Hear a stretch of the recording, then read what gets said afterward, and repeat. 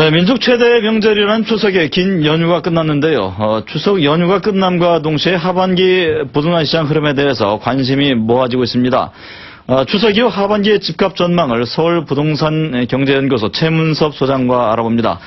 최 소장님 안녕하십니까? 네, 안녕하세요. 네, 추석 이후 부동산 시장은 일반적으로 이사철과 겹치면서 상당히 관심들이 많은데 올해는 어떤 전망을 하시는지요?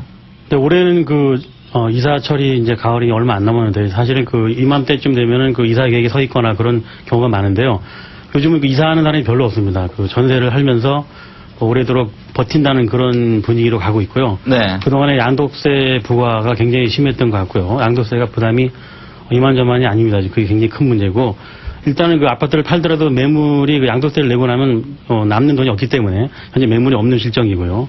예전에는 가을 되면 이사를 많이 갔지만 지금은 분양가 상한제도 남아있고 앞으로 아파트 가격이 싼 분양가로 많이 나오지 않을까 이런 예측하는 실수요자들이 이사를 안 가기 때문에 네. 당분간 이 상태로 유지될 것 같습니다. 그럼 대출 규제가 계속되고 있고 또 금리가 오르고 지금 최 소장의 진단대로라면 부동산 시장 안정세가 하반기에도 계속 이어질 것이다 이렇게 보시는 거죠? 우선 하반기에도 사실 아파트 값이 많이 올랐기 때문에요. 네. 버블 세븐 지역 같이 아파트가 비싼 곳에도 별로 아파트 거래가 안 될 것 같고요. 장기적으로 보면 수도권 주변에 1,000만 원대 미만의 분양가가 많이 있기 때문에 일단 지금 많이 오른 아파트의 버블 세븐 지역의 2,000만 원대 아파트는 거래가 되지 않고 당분간 이 상태로 유지되게 되면은 아파트 값이 나중에 조금씩 하락하지 않을까 이런 네. 예측이 되고 있습니다. 연말 이제 대선을 앞두고 있는데요. 대선 주자들마다 예를 들면 양도세 경감, 재건축 규제 완화 이런 공약을 제시하면은 앞으로 부동산 정책에도 큰 변화가 예견되고 또 이에 따라서 수요자들도 움직일 텐데요. 이와 관련한 부동산 시장에 대한 전망, 영향을 어떻게 보시는지요? 뭐니 해도 세금이 가장 큰 문제인데요. 현재 현 정권이나 아니 다음 차기 대통령 정권이 바뀌더라도 현재 세법이 30%가 양도세인데요. 이거 30%를 내고 나면 아파트를 가지고 계신 분들이 거의 이자도 안 나오는 수준입니다. 그렇기 네. 때문에 앞으로 이 세금이 정책적으로 바뀌지 않고서는 불황이 계속될 것 같고요.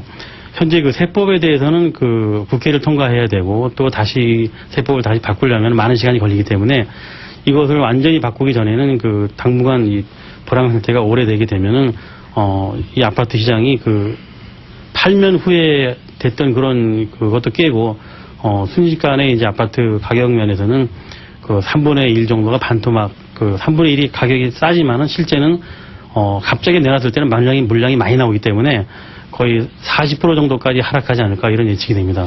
다음 달 말쯤에 분양 예정인 은평 뉴타운 1지구 보니까 전매잔이 없어서 청약 과열 현상이 예상된다 이런 진단들이 있는데요. 이에 대해서는 어떻게 보시는지요? 분양가 전매 제한이라는 게 사실은 매매 제한이 큰 문제인데요. 네. 사실 이게 투기 세력이 많이 몰려들 수 있는 그런 문제가 생깁니다. 장기적인 안목으로 봐서 분양가가 약간 비싸지만은 매매 제한으로 이제 묶어놓은 상태에서 은평 1지구만 풀어주게 되면 투기 세력이 많이 몰리게 되고 나중에는 투기꾼들만 좋은 일 시키고 장기적으로는 안목을 봐서는 아파트 시장에 또 굉장히 혼동이 올 것 같습니다. 네. 2008년 봄철 아파트 매매값 동향도 상당히 예의주시해야 될 텐데요. 이제 선거가 끝난 뒤의 상황인데 그 점에서의 시장 전망은 어떻게 하고 계시는지요? 일단은 집을 보통 반토막이라고 합니다. 반은 전세를 놓거나 아니면 반은 융자를 봐서 그동안 많이 버틴 사람들이 네. 아파트를 갑자기 팔려고 하니까 억울한 부분도 있고요. 또 장기적인 안목을 봐서 비싼 이자를 물면서 몇 년 동안 버틴 분들이 나중에 2008년이 온다 하더라도 당장 싼 값에 내기 어렵습니다. 그래서 2008년도에는 물건이 한꺼번에 나오게 되면은 갑자기 아파트가 폭등할 가능성이 있고요. 또 물건이 매매가 적었을 때는 아파트 가격에 상당히 영향을 줄 것 같습니다. 원주 지역의 경우에 연내 기업도시, 혁신도시 관련해서 1조 원이 넘는 보상금이 풀릴 예정인데요. 앞으로 또 부동산 시장에 이 자금이 움직이면서 영향을 주지 않을까 이런 전망들이 있습니다. 원주는 지금 상당히 수도권에서 좀 멀리 떨어져 있는 도시인데요. 네. 우선 중요한 거는 기업체를 상대로 이제 지방도시를 혁신도시로 만들어서 이전을 하게 되는데요. 원주에서 돈이 많이 풀리는 게 사실이지만 이 돈이 풀린다 하더라도 경기도 여주나 이천, 안성 같은 주변의 땅값을 부채질하는 그런 영향을 줄 것 같고요. 원주 시내 자체에서는 큰 그 경제와 연관은 없을 것 같으로 보고요. 중요한 부분은 그 과연 원주로 그 기업체가 이전을 할 수 있느냐, 이전을 할 수 있는 좋은 분위기가 돼야 되는데 그것을 그 뚜껑을 열어봐야 알겠지만 상당히 그 기대에 못 미칠 것 같은 예상이 듭니다. 요즘 청약 시장은 어떻습니까?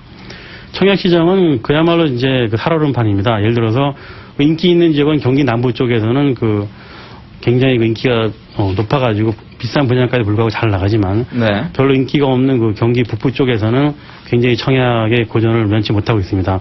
물론 그 중에서도 아파트 브랜드가 인지도가 높은 회사에서는 분양이 잘 되고 있지만은 인지도가 높지 않은 그런 아파트 경우에는 그 인기가 없어가지고 상당히 분양의 애로사항이 많이 있습니다. 네, 재무섭 소장님 오늘 말씀 잘 들었습니다. 네.